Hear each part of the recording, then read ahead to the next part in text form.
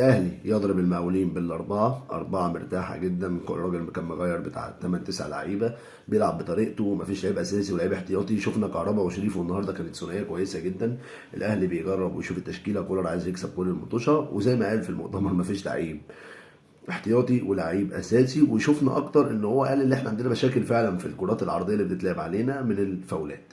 الزمالك واوسوريو اتكلمت قبل كده كتير قوي، الراجل ده ضعيف دفاعيا، ضعيف جدا دفاعيا، صفر على الشمال. يعني انت تبقى كسبان 2-0 وما بتامنش النتيجه وتلبس جونين، واحد بسبب محمد صبحي الحارس السيء، وهتشوفه حارس سيء جدا، سيء جدا. انا ما كنتش بتكلم في اليوتيوب وهو من ايام منتخب الشباب كان واخد ضجه على الفاضي، الراجل ده سيء جدا يا جماعه.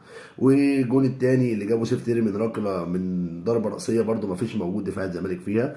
الاهلي يفوز ويتألق، الزمالك لسه في النفق المظلم. احمد حسام ميدو اهدى على نفسك شويه، لانك هتلبس قواضي وهتخش في مشاكل، وده مش دفاع عن الزمالك، انت راجل طالع تاخد الترند. سلام.